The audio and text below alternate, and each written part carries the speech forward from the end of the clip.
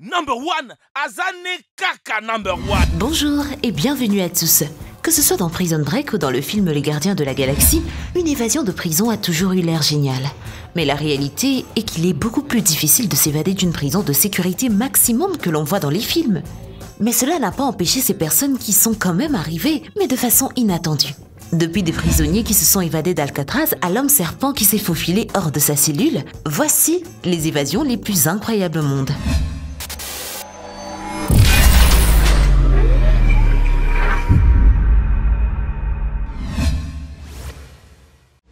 Et surtout, n'oubliez pas d'aimer et de vous abonner pour ne rater aucune de nos vidéos. Il n'y a probablement aucune prison aussi célèbre qu'Alcatraz, elle est même référenciée dans les Simpsons. Si ce n'est pas le top du top ça!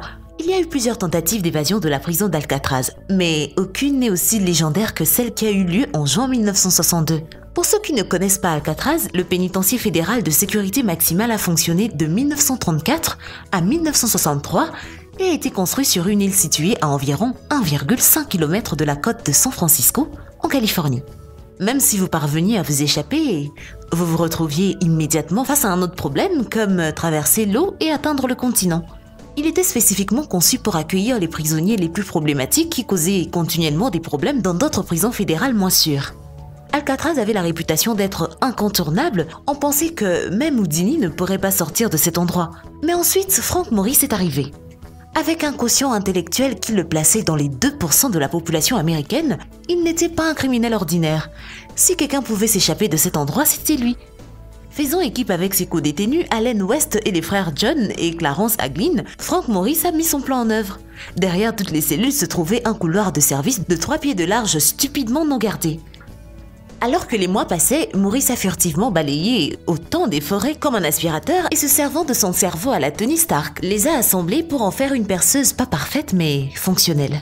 Au cours de 6 mois, Morris et ses amis ont utilisé à tour de rôle des lames de scie, des vieilles cuillères et sa perceuse maison pour élargir lentement le conduit de ventilation sous les éviers dans leurs cellules. Le principal défaut de ce plan était bien sûr le son de la perceuse, mais Morris s'y était déjà préparé. Il masquait le son avec un accordéon parfaitement rythmé. Les progrès de leur tunnel étaient cachés aux gardes pendant la journée par l'utilisation de faux murs.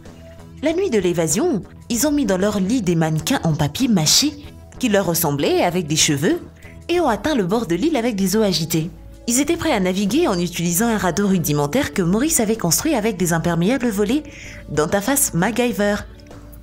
Le plan ne s'est pas déroulé sans accroc cependant. Le faux mur d'Allen West continuait à glisser hors de sa place. Alors pour essayer de le faire tenir, éviter que le garde ne remarque qu'il a collé avec du ciment humide, la nuit de l'évasion, le ciment avait séché et a transformé effectivement son faux mur en un vrai mur. Il lui a fallu beaucoup trop de temps pour le démolir et Maurice et les autres n'ont pas été patients. Ils sont partis sans lui, laissant le pauvre Allen derrière seul pour raconter comment ses anciens co-détenus se sont échappés sans jamais pouvoir s'échapper avec eux. Qu'est-il advenu de Maurice et des autres lorsqu'ils ont atteint les eaux? Malheureusement, nous ne le saurons peut-être jamais.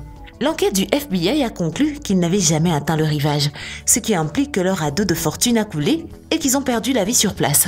Mais certaines rumeurs prétendent que les hommes sont toujours en vie et en bonne santé à ce jour au Brésil. Pour être juste, si quelqu'un a pu survivre à une telle épreuve, c'est Frank Morris. Pensez-vous qu'il l'a fait ou non? Dites-nous tout dans les commentaires.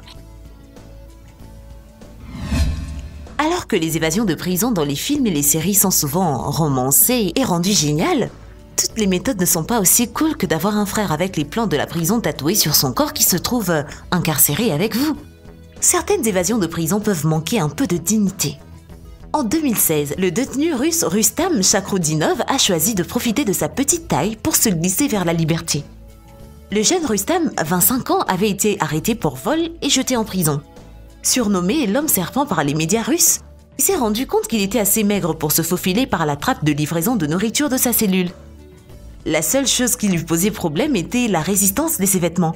Alors après s'être déshabillé, l'homme est passé tête la première par la trappe hors de sa cellule et se retrouvait dans le couloir d'une manière inquiétante. Ça rappelle le fameux Rhino vu dans Ace Ventura. Les caméras de surveillance révèlent le moment déconcertant où il sort de la trappe en se faufilant inconfortablement, s'habille comme si tout était normal et s'enfuit dans le couloir vers la liberté. De façon étrange, une scène similaire se déroule dans un des épisodes de X-Files. Nous ne pouvons pas nous empêcher de nous demander si c'est ce qui l'a inspiré. Et pour autant que nous puissions en juger, il n'a jamais été appréhendé. De toutes les méthodes, nous ne pensions pas que celle-ci pouvait marcher. Le deuxième Yoshi le plus célèbre après le petit dinosaure vert de Mario est tristement connu comme l'homme qu'aucune prison ne pouvait retenir. Yoshi Shiratori s'est échappé de plus de cellules que vous n'avez eu de dîner chaud. Vraiment, personne ne déteste les cellules autant que lui. Bien que les premières prisons japonaises étaient plus faciles à ouvrir qu'un sac à papier, depuis le milieu des années 70, le nombre annuel d'évasions réussies dans tout le pays est tombé des nombres à un chiffre. Ce qui signifie que les chances statistiques d'évasion de Yoshi étaient plus minces que le corps de Rustam l'homme serpent. Mais il n'allait pas laisser cela le dissuader. Initialement arrêté pour meurtre et vol, il a été enfermé dans la prison de Aomori, mais 3 ans plus tard, il a crocheté la serrure de ses menottes et s'est échappé.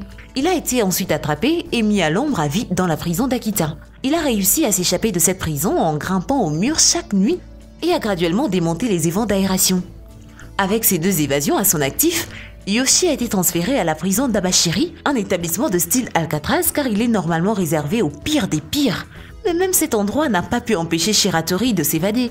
Chaque matin, il versait de la soupe miso sur le cadre de la porte de la cellule, les sels corrodant et affaiblissant lentement le cadre de la porte. Pendant la panne du courant du 25 août 1944, Yoshi s'est délibérément déboîté l'épaule et s'est tortillé dans le petit espace du cadre métallique que les gardiens utilisaient pour glisser sa nourriture. Finalement, ayant eu assez, le système pénitentiaire japonais a décidé de monter de niveau.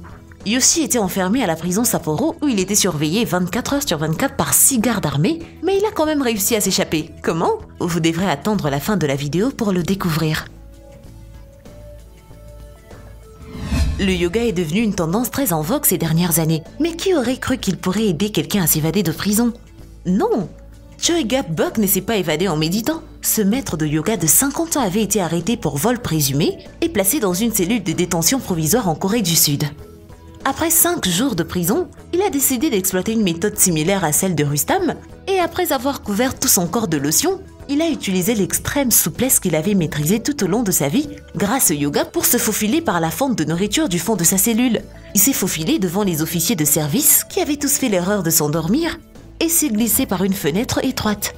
Alors que l'homme serpent s'était débattu, Choi, qui ne mesurait que 1,62 m, avait une ouverture pour les repas dans sa cellule qui mesurait 45 cm de long sur 15 cm de large. Ce qui lui a permis de se faufiler beaucoup plus facilement pour s'échapper. Après s'être échappé, Choi a passé 6 jours en cavale avant d'être à nouveau arrêté. Joaquín Guzmán, plus connu sous le nom d'El Chapo, est considéré comme le plus grand criminel du Mexique. Le multimilliardaire chef du cartel Sinaloa est aussi dangereux et intelligent qu'il est bourré d'argent. Après son incarcération, les autorités pensaient avoir enfin l'icône légendaire derrière les barreaux. Chapo s'est fait connaître en prison pour ses longues douches, mais il ne s'entraînait pas vraiment à chanter, il se donnait beaucoup de mal et utilisait son temps de douche pour creuser un trou de 10 mètres de profondeur qui donnait vers un tunnel souterrain. Le 11 juillet 2015, les gardes ont remarqué que la douche de Guzmán était encore plus longue que d'habitude, ce qui les a incités à entrer pour vérifier.